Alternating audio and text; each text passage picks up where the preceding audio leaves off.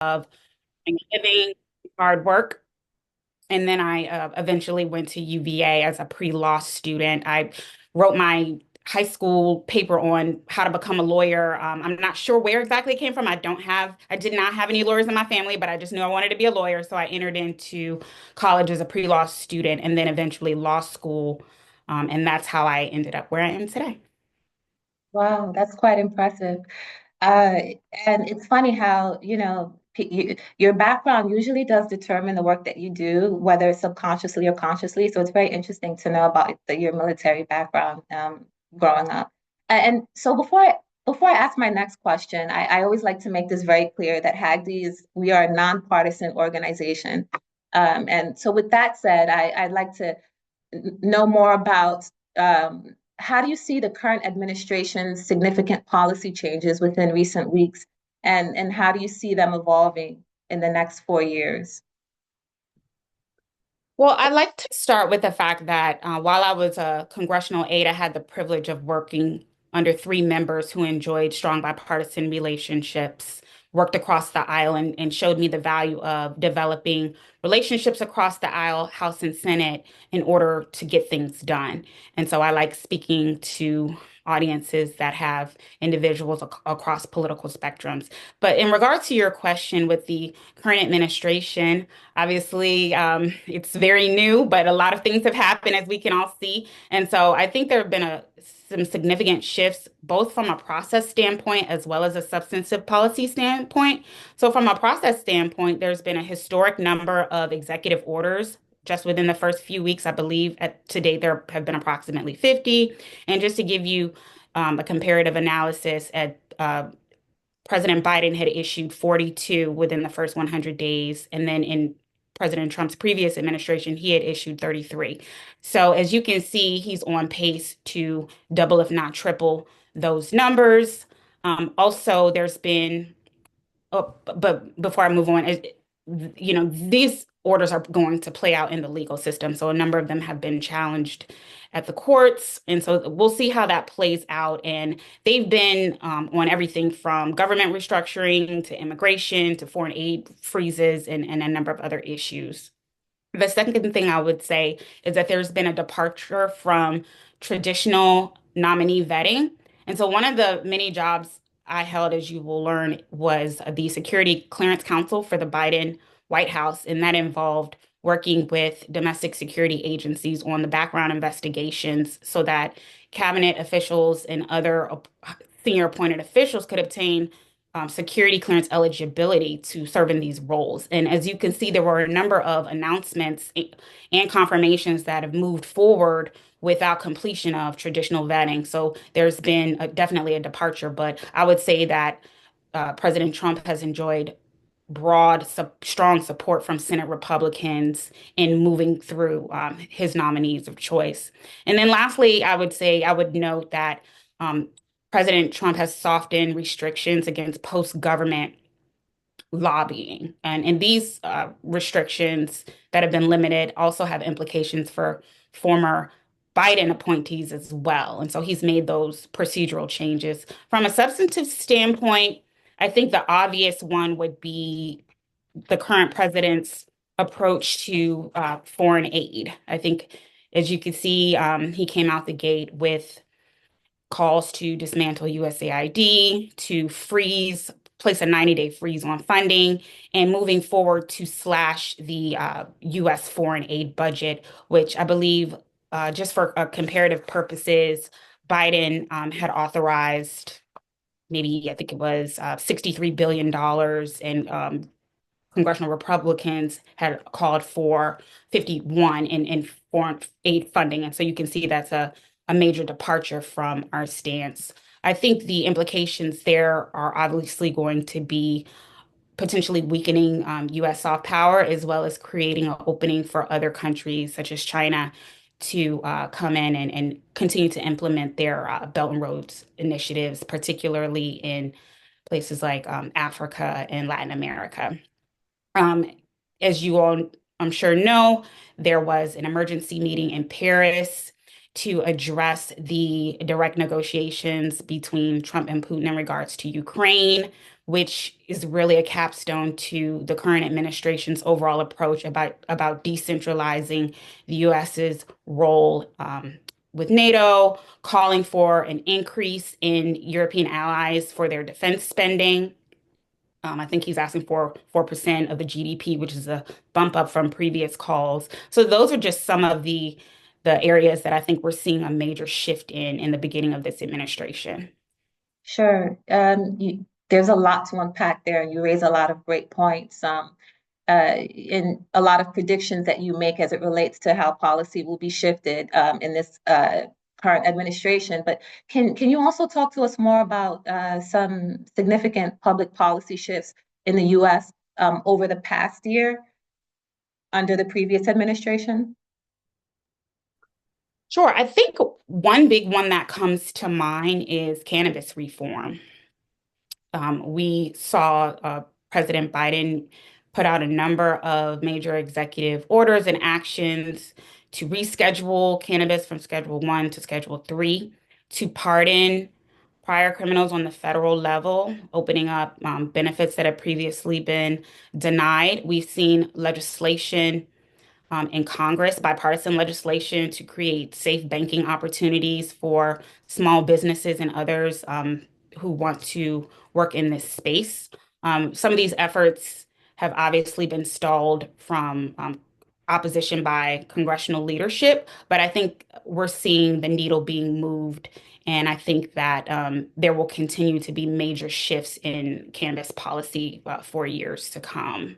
So that's one big one. Obviously, we're continuing to see the fallout from the Dobbs decision and the overturning of Roe, which, despite the fact that that happened in 22, we're continuing to see how states are being impacted individually. Um, so those are some of the big ones, I would say. Yeah. Now that we're on the topic of policy, and we're going to shift the conversation in just a bit, but I wanted to get your thoughts on are there any policy areas that you think are receiving the most bipartisan support? As you know, Republicans have control of the Senate, the House, and obviously the White House. But are there any policies that you would say is receiving any bipartisan support? And if so, which of those would you say? Sure. I would say by far strategic competition with China. And I know this is your area of expertise as well.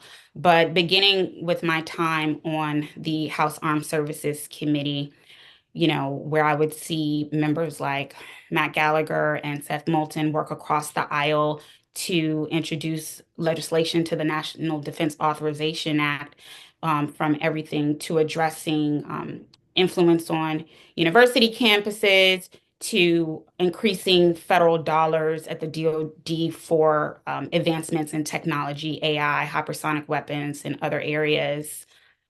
Recently, there was major bipartisan legislation in the semiconductor industry authorizing hundreds of millions of dollars to shore up the U.S.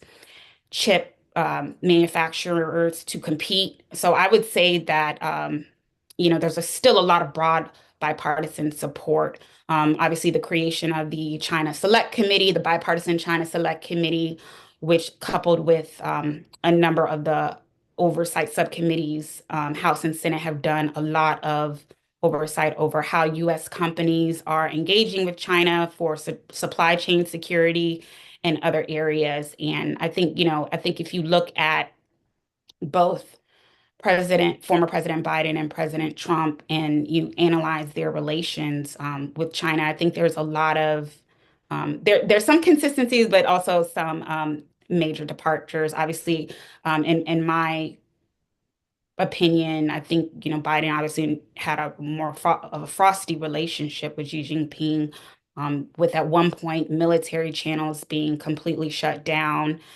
strained relationships with the State Department, while Yellen and Raimondo had a more strategic working relationship and communication, I would say. And then now you look at President Trump, where he extended an invitation to Xi Jinping to the inauguration and is posturing to be the face to save TikTok, but also wanting to increase tariffs. And so I think in that relationship, I think will continue to be unpredictable. But once again, I would say that U.S.-China relations and strategic competition continues to have strong bipartisan support. I think there's probably more intra-party disagreements in terms of how much to pull back in that space, but I think overall there's a lot of bipartisan agreement there. Yeah, I'd agree. And a lot of pundits and analysts would agree that China is the one issue, no matter what side of the aisle you're on, is of top priority. Yeah. Um, so, I'm always curious to know what a typical day is like for, someone like you who's worked at the White House, the Pentagon, Capitol Hill. You've provided legal advice and assistance to members and committees, and the like. Talk to us, walk us through what a typical day is. Are any 2 days alike for you, would you say? Of course not. No 2 days have ever been the same. I'll just give a brief description of some of my more recent roles. Most recently on Capitol Hill, I was the senior counsel to former House Majority Leader Steny Hoyer, longtime Majority Leader. And so I would say for all of the roles, it was always about being 10 steps ahead of your principal, whether you're advising a member of Congress or whether you're advising a senior administration official, because if they have to testify before Congress or if they have to go in front of media, you've already had to have done the prep work and fact check everything because the last thing you want to do is hand your principal inaccurate information. So, that would entail getting up at 5 a.m. And just reading everything, absorbing everything, a range of political outlets, business outlets, um, negotiating legislation. So when I was the Deputy General Counsel of the House Armed Services Committee, HASC, also known as HASC, we produced the annual National Defense Authorization Act, which authorizes over $800 billion in DoD military annual spending. And so that would include traveling all over the world from Mongolia to Japan to Germany to conduct bilateral discussions, meet with embassies, visit military installations, all to inform the policymaking process, and which would again involve negotiating legislative texts with House Republicans, Senate Republicans, so meeting with external stakeholders, lobbyists, nonprofits, and again advising your members of Congress. So those were some of the basic responsibilities. Sure. And when you say basic, that really is basically, I mean, the council on my committee it's amazing the things that he does on a day to day and how he just fits everything in. So you're being very modest there, but I'm sure you did great work. For those of you who are just joining us, thank you again. We have Jamie Jackson with us, an attorney, White House and White House, Pentagon, and congressional aide. So Jamie, shifting gears here, or well, still in the same realm, but what would you say surprises you the most about your job? Is there anything that you expected differently before entering the sector that you're in, or is it what you expected? Well, I think what surprised me, and I think what surprises others, is how much congressional staff in particular hold up the operation. Congressional staff, as I'm sure you know, are to be nameless and faceless, so that your views are not interpreted as the views of either your member of Congress or the government. And so you tend to work behind the scenes, and you're not seeking recognition. You're just trying to move things and get the work done. And so everything from drafting legislation, writing speeches, prepping members for media. It wasn't until I became a Capitol Hill staffer that I realized how much the staff contribute to the operation. I would say the second thing is how quickly the narrative can change. So maybe one day the focus is on economic security and banning maybe a certain app. But if let's say there's a leak from the Supreme Court threatening to overturn decades of precedent, then now you're on the phone with the White House and the Senate talking about what legislation may need to come out. So I would say how quickly the focus can change based on what's happening in the world. Sure. So, they say there's an old saying that with success comes sacrifice. And I'm pretty sure everyone in this room understands and knows what that means and what that entails. Do you find that you have a hard time balancing work and life? Does that even exist for you in the work that you do?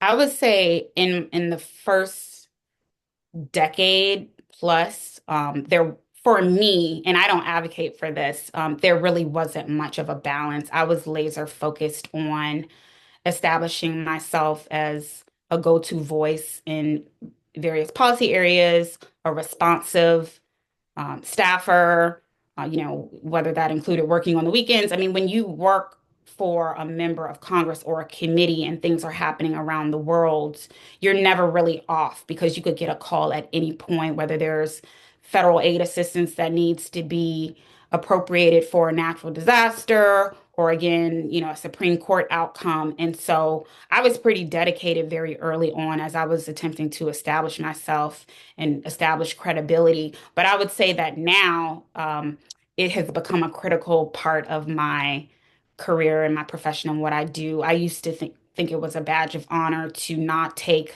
my leave or to work on the weekend. And then I realized everyone around me, I'd be in my office during August recess and everyone else was on vacation.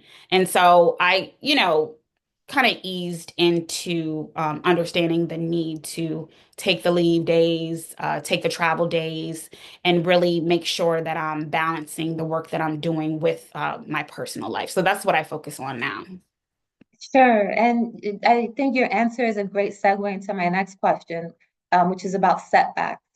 We all go through them, specifically as it relates to our careers. Can you talk to us about any setbacks that you faced and how did you overcome that? Absolutely. There have been a number of setbacks, but I can happily say that I have reframed how I view those instances and no longer see them as setbacks because each perceived setback set me up for something that was a part of my journey. It took me a really long time to have that perspective, but I would say the first one was probably not getting into my top law school of choice. But in hindsight, had I gotten into that school in the South, I might not have come up north and ended up working in DC and being exposed to public interest and policy work. Another one, I tell all of my mentees that they only see my job titles on LinkedIn and my resume, but they have no clue about the number of jobs that I interviewed for House and Senate and didn't get, or the emails that were not returned. And so, but again, had I taken some of those roles that I thought I really wanted or that I was best suited for, it never would have set me up to work for some of the amazing leaders that I was fortunate enough to learn from. So I would say I have had a number of setbacks, but I eventually turned those into, I changed the way I thought about them. Yeah, as you were speaking, it reminds me of this quote. It's a very popular quote by Steve Jobs about how the dots never seem to connect in the moment, but you look back and they all connect in the end. And I think that's very true. And in the moment, a lot of us, when we're in that setback, we're just thinking, why is this happening? And you look back and you go, that made sense. I get it now. So that's great. Thank you for sharing that with us. So moving forward, what is there a book or what resources, what books or podcasts influences or have influenced your professional journey thus far? I would say, as far as resources, I would say LinkedIn has been an instrumental resource in my professional journey. I'm a big LinkedIn user. I really believe in having a well done LinkedIn page that really highlights your substantive roles and, not just, I know a lot of times it's just used to announce wins, and that's great too, but also just expanding your network,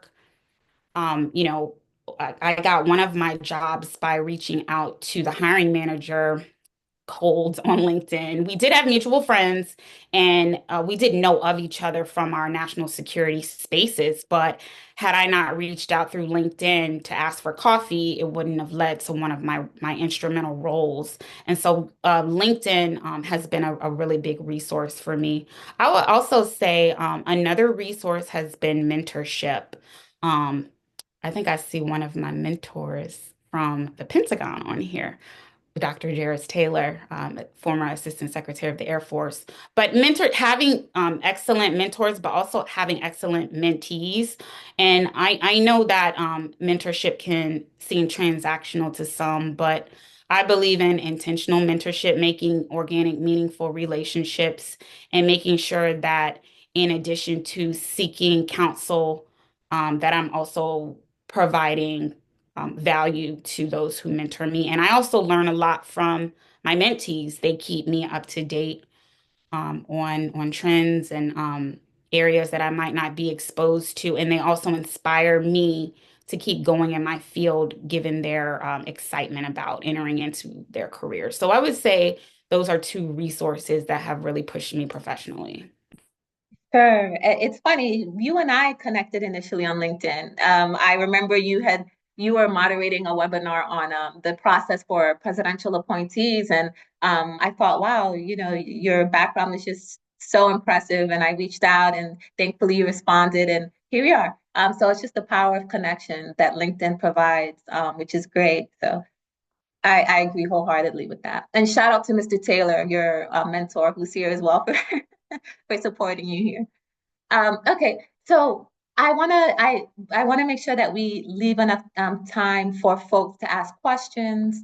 But before we do, I wanted to finally just ask if there's what advice that you can give to our audience who seeks to two things: A, work in the work that you do, possibly a role working in Capitol Hill, the Pentagon, or the White House, or just to reach the levels of success that you have, what advice would you give to our audience as it relates to those? Thank you for asking me that. Something I touched on earlier, just viewing rejection as redirection, not looking too closely at closed doors and seeing missed opportunities as an opportunity to pivot, being ready to pivot. I didn't mention that in the beginning. I had originally, I was a summer associate for Big Law, and I graduated from law school in 2008, which was a really bad time Hmm. for the economy and Big Law. And so I had to learn to pivot post law school, and I went to a networking event and I made myself some business cards, and it was a Congressional Staff Association event. And so that's what introduced me to the possibility of working on Capitol Hill. Even though I stumbled into that technically, once I got there, I was fascinated by the intersection between policy and politics. But the point is, I was open to experiencing new opportunities. I will also say, not viewing roles that don't appear to add immediate value as below you in some way. Of course, later in your career, you're definitely only going to entertain roles that meet your financial needs and suit you in terms of the work that you've put in. But there were times where I've had to take massive pay cuts to work specifically for government organizations or to take jobs that were outside of my skill set just to get my foot in the door. So being open to opportunities, and then obviously once you get in, being able to maneuver. So those are, and really, in some of the more basic, simple things, just being responsive. You'd be surprised how many people just simply don't respond to emails. And I'm not content unless my email box is at zero. And so just being responsive to people, helping if you can, if you can't help, letting people know, hey, I can't help you, but maybe this person can help you. And just being a reliable person. Again, forming relationships outside of your comfort zone, outside of your network. I mentioned previously establishing relationships across the aisle in the Senate so that you can be able to move things and get things done. So those are some of the things that have helped me. Awesome. That's great. Wow, I could continue speaking for you for much longer. but you've provided great insights, and I do want to open the floor up to folks to ask questions, either by raising their hand or putting it in the chat. But before we do, I do want to do a quick rapid fire. It's this thing we do with all of our speakers who are part of our speaker series, just to learn a little bit more about you. So the first question would be, would you say you're an early bird or a night owl? Early bird. Do you prefer coffee or tea? Coffee. What's one word to describe your work style? Perfectionistic. Hmm. Uh, do you prefer talk or text? Text. Favorite day of the week? Saturday. What is your favorite app of all time? You did kind of allude to this during our conversation. It's actually ChatGPT. Oh, interesting. Yeah. If there's one food you could eat forever, what food would that be? Alfredo pasta. And last but not least, what's your favorite guilty pleasure TV show? Ooh, Real Housewives of Potomac. Interesting. Awesome. Thank you. All Thank you. right. Interesting. Yeah, sure. Okay, so we have just about enough time to open up the floor to anyone who has any questions. So either by raising your hands or if you want to put your question in the chat box, please feel free.